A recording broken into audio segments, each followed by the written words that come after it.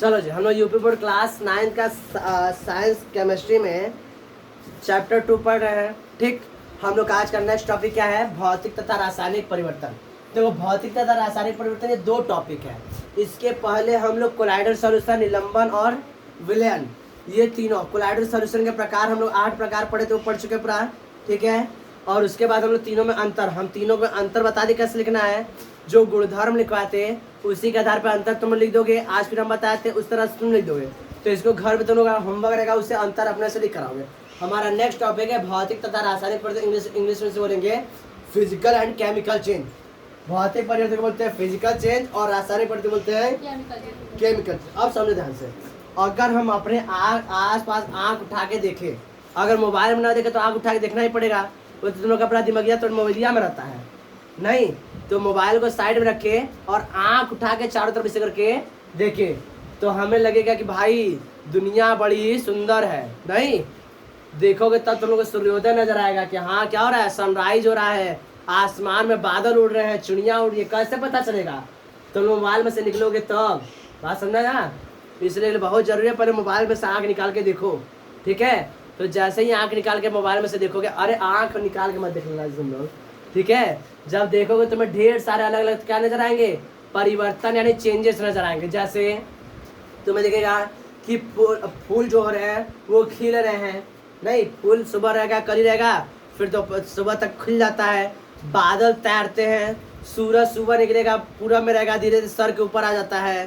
पास में रहा है, हवाएं चल रही हैं, पत्तियां हिल रही हैं, तुम्हारा भी हाइट धीरे धीरे बढ़ रहा है, तुम्हारे बालों का लंबाई बढ़ रहा है, नाखून बढ़ रहे हैं। ये सभी क्या कहलाते हैं? परिवर्तन कहलाते हैं। क्या कहलाते हैं? परिवर्तन। बात समझ रहा है? यानी किसी भी ऑब्जेक्ट में या किसी भी वस्तु में उसके प्रारंभिक अवस्था तथा अंतिम अवस्था में कोई परिवर्तन आ जाता है, अंतर आता है, उसे हम लोग क्या बोलते हैं? परिवर्तन करते हैं। क्या बोलते हैं? परिवर्तन। बात समझ रहा है? जैसे फूल अभी कली था, सूरज की रोशनी पहली किरण पड़ती है, फूल खिल जाता है, पत्तियां टूट के नीचे गिर जाती हैं, और भी कई परिवर्तन होते हैं। तो ये सब तो हम जनरली चीजें बता रहे हैं। तो ये सभी क्या कहलाते हैं? परिवर्तन कहलाते हैं। इसमें से कुछ परिवर्तन ऐसे होते हैं, ऐसे परिवर्तन होते हैं जिनमें बस केवल उनके आकार में बदलाव आता है, उनके अवस्था यानी सॉलिड, ठोस, द्रव, गैस अवस्था में बदलाव आता है, उनके रूप रंग में बदलाव आता है। ठीक है, उनके संगठन में कोई बदलाव नहीं होता है। तो वो परिवर्तन कहलाते तुम्हारे भौतिक परिवर्तन। और कुछ ऐसे होते हैं, ऐसे परिवर्तन होते हैं जिनमें उनके क्या होता है? संगठन में बदलाव आ जाता है, उससे हम लोग क्या बोलते हैं? रासायनिक परिवर्तन। बात समझ रहा है? तो पहले हम लोग अभी हमने देखे तो परिवर्तन कितने टाइप के हुए हैं? 2 टाइप के। एक हो गया भौतिक परिवर्तन, एक हो गया रासायनिक परिवर्तन। पहले हम लोग भौतिक परिवर्तन को डिटेल पढ़ते हैं। भौतिक परिवर्तन क्या होता है? तो वह परिवर्तन जिसमें, आ जाओ आराम से, आराम से ना।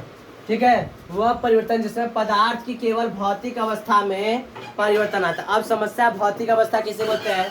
तो भौतिक पदार्थ की भौतिक अवस्था क्या होती है? तो वह अवस्था जिसे तुम देख सको आंख से और हाथ से टच कर सको। फिर से बता रहे हैं, भौतिक अवस्था मतलब कि पदार्थ का वह गुण, पदार्थ का वह गुण जिसे तुम हाथ से छू सकते हो और आंख से देख सकते हो, वह गुण उसका क्या कहलाएगा? भौतिक गुण कहलाएगा। तो बताओ, उसका रंग देख सकते हो तुम आंख से, उसका आकार से टच करके पता कर सकते हो, नहीं उसका अवस्था पता कर, ये उसका क्या कहलाएगा? भौतिक गुण। क्या कहलाएगा? भौतिक गुण। लंबाई चौड़ाई से क्या कहलाएगा? उसका भौतिक गुण। बात समझ आ रहा है? तो अगर परिवर्तन उसके भौतिक गुणों में आ रहा है तो उससे परिवर्तन क्या बोलेंगे हम लोग? भौतिक परिवर्तन। क्या बोलेंगे? भौतिक। बात समझ में आ रहा है? तो क्या बताओगे कि वह परिवर्तन जिसमें पदार्थ केवल भौतिक गुणों में परिवर्तन आता है, किसमें आता है? भौतिक गुणों में परिवर्तन आता है। भौतिक गुण मतलब क्या होते हैं? तो देखो हम लिख दिए हैं, रंग, आकार तथा अवस्था। अवस्था नहीं, ठोस, द्रव तथा गैस में अगर परिवर्तन होता है तो क्या बोले हम लोग? भौतिक परिवर्तन। भौतिक परिवर्तन। एग्जाम्पल में जैसे तुम लोग बचपन में अभी क्लास में भी किए होगे, अभी भी करते हो, अभी कौन सा बड़े हो गए हो? नहीं, क्लास में जब तक क्लास चलता था तो सही है, जैसे क्लास नहीं चलता तुम लोग क्या करते होगे? फट से पन्ना फाड़ते होगे, लप से मोड़ते होगे, हवाई जहाज बना के इसे क्लास में उड़ाते होगे, फूक मार मार के। नहीं मारते, उड़ाते हो, बक उड़ाना नहीं। ठीक है, तो वो कागज था, पहले पेज था, कैसा था? इस तरह से ऐसे पेज था। अब इस पेज को तुमने क्या बना दिया? जहाज बना दिया। क्या बना दिया? ऐसे एरोप्लेन बना दिया। एरोप्लेन बना के उड़ाया, फिर उसके बाद जब जरूरत पड़ा तो एरोप्लेन को खोल दिया, फिर से क्या बन गया? इसका पेज। फिर समझो, हम एरोप्लेन बना दिए, फिर से इसको खोले तो फिर से कैसा होगा, जैसा उसका आकृति है वैसा ही आ गया। बात समझ रहा है। तो हम लोग का इनिशियल स्टेट यानी प्रारंभिक अवस्था फिर से हम लोग पा गए। और समझो ध्यान से, तो यह तुम्हारा कैसा परिवर्तन कहलाएगा, भौतिक परिवर्तन। भौतिक परिवर्तन में पदार्थ की प्रारंभिक अवस्था प्राप्त की जा सकती है, प्राप्त। तो ये कैसा परिवर्तन रहा, भौतिक परिवर्तन। बात समझ रहा है। जैसे तुम लोग घर में मान लो मम्मी आटा का रोटी बना रही है, ठीक है, तो लोई होता है, आटा साल में तो जो गूंथ देते तो उसको लोई बोलते हैं। तो लोई रहता है, तो मम्मी लोई बनाती तो मम्मी गोल गोल फटाफट बना देती हैं। लेकिन कभी तुम लोग को शौक चढ़ेगा, तुम लोग लोई बनाने का, तुम लोग टेढ़ी का टेढ़ा बन गया, नहीं आटा रोटी बना रहे हो, बेल रहे हो, तो भारत का नक्शा बन गया। तो लोग कहते नहीं है, उसको फिर से ऐसे लोई बना देते हो कि नहीं। तो अभी तुम बेल के लंबा किए थे, लेकिन फिर से क्या बना दिए, लोई। तो फिर से प्रारंभिक अवस्था आ गया ना। तो यह भी परिवर्तन कैसा कहलाएगा, भौतिक परिवर्तन। कैसा कहलाएगा, बात समझ रहा है। तो ऐसे परिवर्तन जिनमें मुख्यतः ज्यादातर क्या होते हैं, प्रारंभिक अवस्था प्राप्त कर लेते हो, क्या होता है, भौतिक परिवर्तन। हम लोग शर्ट अपना धुलते हैं, नहीं शर्ट ऐसे गंदा हो गया, ऐसे कपड़ा हमारा गंदा हो गया, ठीक है, और उसको पानी में भेज दिए, भेज के धोए धाए, भीग गया, क्या हो गया, भीग गया, परिवर्तन आ गया। अब इसको सुखवा देंगे, फिर से क्या होगा, पहले जैसा हो गया। यह भी कैसा परिवर्तन रहा, भौतिक परिवर्तन। मोमबत्ती का पिघलना, भौतिक परिवर्तन। बर्फ का पिघलना, भौतिक परिवर्तन। पानी का भाप बन गया, भाप बन के फिर से पानी बन जाता है, कैसा परिवर्तन है, भौतिक परिवर्तन। बात समझ रहा है। क्या हमारा हाइट का बढ़ना भौतिक परिवर्तन है, हाँ नहीं, बात समझ रहा है, वो भौतिक परिवर्तन नहीं है। समझो, तो ज्यादातर क्या होते हैं, भौतिक परिवर्तन में प्रारंभिक अवस्था प्राप्त की जा सकती है। और तुम लोग बता सकते हो क्या भौतिक परिवर्तन होते हैं, हाँ मोमबत्ती का पिघलने के अलावा और कुछ भी। तुम लोग अपना टी शर्ट जो इसे गाड़ देते हो भी कैसा है, बहुत मोड़ दिए, भौतिक परिवर्तन। बात समझ रहा है। यानी मुख्यतः इसमें ज्यादातर क्या होते हैं, प्रारंभिक अवस्था को प्राप्त करना आसान होता है। किसी को समस्या है तो भौतिक परिवर्तन में हम लोग कुछ विशेष बातें लिख लेते हैं, ये जरूरी होता है, क्योंकि इसी आधार पर हम भौतिक परिवर्तन तथा रासायनिक परिवर्तन में अंतर स्पष्ट करेंगे। तो भौतिक परिवर्तन का परिभाषा समझ में आ गया है। तो वह परिवर्तन जिसमें पदार्थ की केवल भौतिक गुणों में परिवर्तन होता है, क्या बोलते हैं हम लोग, भौतिक परिवर्तन। भौतिक गुण क्या क्या होते हैं, तो उसका रंग, रूप, आकार, अवस्था, ये क्या हो गया उसका भौतिक गुण, ठीक है। इसमें कोई नया पदार्थ नहीं बनता, याद रखना, भौतिक परिवर्तन में कोई नया पदार्थ नहीं बनता है। किसी को दिक्कत, बात समझ में आ रहा है। भौतिक परिवर्तन में क्या कोई नया पदार्थ बनता है, नहीं बनता है। रासायनिक परिवर्तन में जब पढ़ाएंगे तो बताएंगे बनता है कि नहीं बनता है, ठीक है। इसमें पदार्थ के संगठन में कोई परिवर्तन नहीं होता। संगठन का मतलब होता है, एक एग्जाम्पल समझो, जैसे हम कहें जल का रासायनिक सूत्र क्या होता है, H2O। जल का रासायनिक, अगर वो भाप भी बन गया तब उसका रासायनिक सूत्र क्या रहेगा, H2O ही रहेगा, क्या रहेगा, हाँ वो बर्फ बन गया तब उसका रासायनिक सूत्र H2O। उसके संगठन के परिवर्तन नहीं होता। बात समझ में आ रहा है। अगला, इस परिवर्तन में साधारणतः प्रारंभिक अवस्था प्राप्त की जा सकती है। ज्यादातर क्या होता है, प्रारंभिक अवस्था प्राप्त, प्रारंभिक अवस्था मतलब इनिशियल स्टेट इसका फाइंड कर सकते हैं, प्राप्त किया। जैसे आटा का लोई तुम बना देते भारत का नक्शा ना, उसे प्रारंभिक अवस्था मिला था ना, तो प्रारंभिक अवस्था हम लोग प्राप्त कर सकते हैं। बात समझ में आ रहा है। जैसे शरबत का बना होता, चीनी में, चीनी तुम पानी में कहीं से मिला रहे हम लोग ना, तो चीनी को पानी मिला के शरबत बना, कैसी परिवर्तन नहीं बता सकता कोई, भौतिक परिवर्तन, रासायनिक परिवर्तन, भौतिक। क्यों, क्योंकि दोनों को हम लोग अलग अलग कर सकते हैं। बात समझ रहा है। नमक किसी विधि द्वारा अलग होता है ना, नमक क्या होता है भाई, समुद्र के पानी से इसी तरह अलग करते हैं, ठीक है। साधारणतः यह परिवर्तन उत्क्रमणीय होते हैं। उत्क्रमणीय का मतलब ही होता है कि इसकी प्रारंभिक अवस्था प्राप्त करना, प्रारंभिक अवस्था प्राप्त करना। जैसे इसे समझो, जैसे ये समझो, जैसे यह हमारे पास एक पदार्थ है, यह पदार्थ यहाँ से यहाँ गया, ठीक है, यहाँ से यहाँ गया एक दिशा में, यहाँ से फिर वापस भी आ गया, तो गया भी और आया भी, तो इसको बोलेंगे उत्क्रमणीय। क्या बोलेंगे, उत्क्रमणीय। यानी पदार्थ का परिवर्तन हुआ, परिवर्तन होने के बाद वो प्रारंभिक अवस्था में फिर से आ गया। जैसे बर्फ का पिघलना, बर्फ है, बर्फ पिघल के बनने का पानी, फिर से फ्रीजर में डाल दो, क्या बन गया, बर्फ। बर्फ से पानी, पानी से बर्फ, तो इसे क्या बनेंगे, उत्क्रमणीय। इंग्लिश में क्या बोलते हैं हम लोग, हाँ रिवर्सिबल। क्या बोलते हैं, रिवर्सिबल। वर्ड भूल जाते हैं कभी, क्या बोलते हैं, रिवर्सिबल। इंग्लिश में क्या बोलते हैं इसे, रिवर्सिबल। ये कैसा चेंज है, रिवर्सिबल चेंज है। किसी को कोई समझने में कोई दिक्कत, कोई टॉप पॉइंट, बात से मेरा पूरा लिख लो। उसके बाद हम लोग केमिकल चेंज लिखते हैं। देखो ध्यान से, हम लोग भौतिक परिवर्तन पढ़ लिए। भौतिक परिवर्तन हम लोग पढ़े जा रहे रासायनिक परिवर्तन। रासायनिक पर देखो एग्जाम में डेफिनेशन भौतिक परिवर्तन का भी आने का चांस कम है, और रासायनिक परिवर्तन का भी आने का चांस कम है, लेकिन दोनों में अंतर आने का चांस मतलब 70% है, कि मतलब बहुत ज़्यादा चांस है कि हाँ दोनों में अंतर लिखने के लिए आ जाए, क्योंकि लगभग हर एग्जाम मतलब हम 6 में भी पढ़े थे तो 6 में भी यह चैप्टर है, 7th में भी है, 8th में नहीं है, 9th में फिर से आ गया, ठीक है, 10th में पता नहीं, 10th में देखा जाएगा और होगा तो ठीक है, 10th में वैसे नहीं है, ठीक है। तो हम लोग पढ़े रासायनिक परिवर्तन किसे बोलते हैं, तो जैसे देखो भौतिक परिवर्तन किसे बोलते हैं, तो भौतिक में कौन सा गुण परिवर्तन हो रहा था, भौतिक गुण, रासायनिक में कौन सा गुण परिवर्तन होगा, रासायनिक गुण। तो वह परिवर्तन जिसमें पदार्थ को रासायनिक गुणों में परिवर्तन आता है उसे क्या बोलते हैं हम लोग, रासायनिक परिवर्तन बोलते हैं। रासायनिक परिवर्तन को ही हम लोग क्या बोलते हैं, रासायनिक अभिक्रिया, रासायनिक क्रिया बोलते हैं। बात सुन रहे हो, रासायनिक परिवर्तन क्या बोलते हैं हम लोग, रासायनिक अभिक्रिया पढ़ते हैं। रासायनिक अभिक्रिया हम लोग जाके आगे क्लास 10 में फिर से पढ़ना है।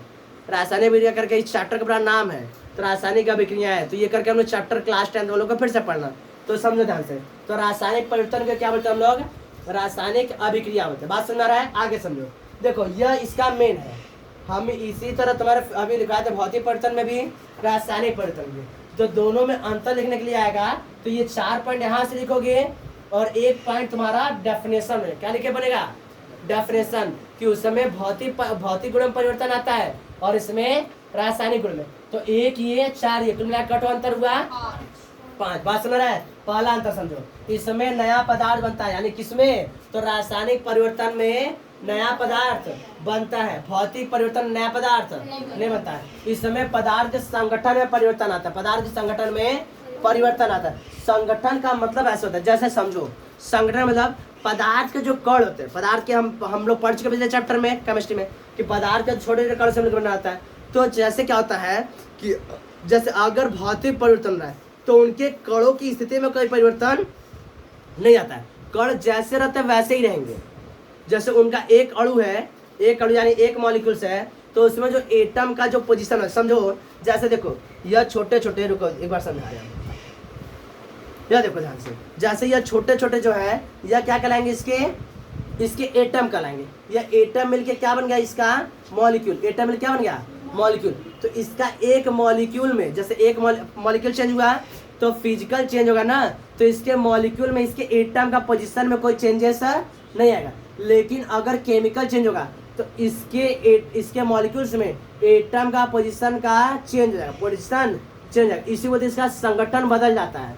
संगठन अभी देखो दोनों चारों साथ थे, अभी ये उठ के इधर चला जाता है, वो उठ के, मतलब ऐसे क्या होता है, संगठन कुछ ना कुछ परिवर्तन हो जाए, कुछ ना कुछ क्या हो जाता है, परिवर्तन हो जाता है, एटम का पोजीशन चेंज हो जाता है। तो क्या बताओगे, इसमें नया पदार्थ बनता है, इसमें पदार्थ के संगठन में परिवर्तन हो जाता है। किसी को दिक्कत, संगठन में कैसे परिवर्तन समझ में रहा है, संगठन, संगठन नहीं, संगठन नहीं, संगठन, संगठन, घ से घड़ी वाला, ठीक है। इसमें प्रारंभिक अवस्था प्राप्त करना कठिन होता है, प्राप्त करना कठिन होता है सर, ठीक है। प्रारंभिक अवस्था हम लोग जनरली ऑब्टेन नहीं कर सकते। बात सुन रहा है, कोई दिक्कत।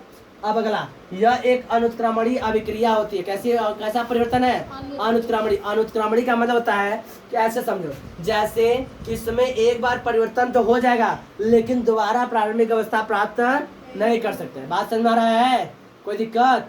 अब इसका उदाहरण समझो, जैसे समझो, जैसे कागज लिए, कागज को जला दो, अब बताओ कोनो विधि से कागज से राख बन गया, अब राख से क्या हम लोग कागज ऑब्टेन कर सकते हैं, नहीं कर सकते हैं, नहीं। तो कैसा परिवर्तन कहलाएगा, रासायनिक परिवर्तन। कैसा कहलाएगा, रासायनिक। कैंडल लाओ, जला दो कैंडल को, कैंडल बन गया कार्बन, धुआं उड़ गया, क्या उस धुएं से हम लोग कैंडल फिर से ऑब्टेन कर सकते हैं, नहीं कर सकते हैं, नहीं। तो ऐसे ये सब परिवर्तन क्या कहलाएगा तुम्हारे, रासायनिक परिवर्तन। क्या कहलाएंगे, रासायनिक। लोहे पर जंग लगना कैसा परिवर्तन है, रासायनिक परिवर्तन, क्योंकि एक बार जंग लग गया दोबारा हम लोग को लोहा नहीं प्राप्त कर सकते। बात समझ रहा है, ठीक है। रस्टिंग ऑफ आयरन कैसा चेंज है, वो एक केमिकल चेंज है। बात समझ रहा है। बर्निंग ऑफ कैंडल, ध्यान समझो फिर से, बर्निंग ऑफ कैंडल, फिर समझो, बर्निंग ऑफ कैंडल यानी मोमबत्ती का जलना, रासायनिक परिवर्तन।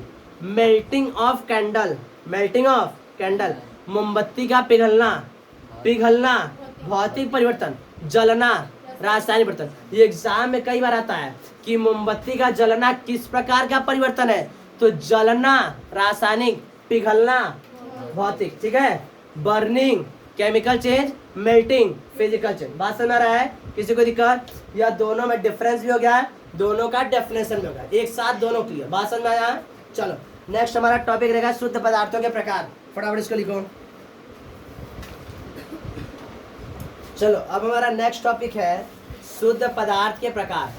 ध्यान समझो, जब हम चैप्टर स्टार्ट किए थे तो वहां पर शुद्ध पदार्थ, अशुद्ध पदार्थ का डेफिनेशन लिखवा दिए थे, और वहां से हम स्टार्ट किए थे अशुद्ध पदार्थ का प्रकार, क्योंकि अशुद्ध पदार्थ थोड़ा सा पढ़ना आसान था, तो वहां पर हम लोग अशुद्ध पदार्थ को पहले क्लियर कर दिए, विलयन, निलंबन, सस्पेंशन, प्राइस सब पूरा खत्म कर दिया। ठीक है, अब हम लोग पढ़ने जा रहे हैं शुद्ध पदार्थ के बारे में। तो शुद्ध पदार्थ का परिभाषा लोग पहले से पढ़ चुके हैं, तो परिभाषा यहाँ पर हम लोग नहीं पढ़ेंगे, हम लोग डायरेक्ट पढ़ेंगे शुद्ध पदार्थ के प्रकार। तो शुद्ध पदार्थ के कितने प्रकार होते हैं? 2 प्रकार होते हैं। एक होता है तत्व यानी एलिमेंट, दूसरा होता है यौगिक यानी कि कंपाउंड। क्या होता है? कंपाउंड। बात समझ में आ रहा है? तो शुद्ध पदार्थ कितने प्रकार के होते हैं? 2 प्रकार। एक होता है एलिमेंट, दूसरा होता है कंपाउंड, तत्व तथा यौगिक।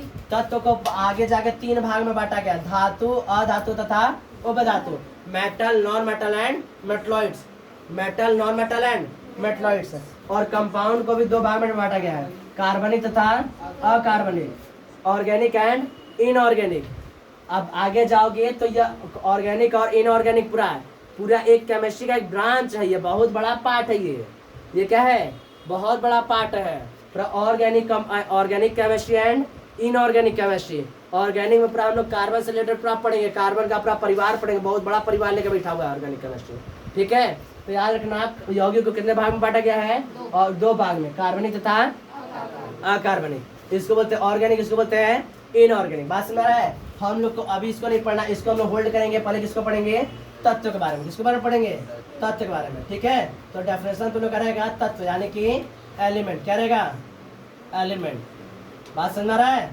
हेडिंग डाल लो एलिमेंट, इसको हम लोग पढ़ेंगे नेक्स्ट क्लास में।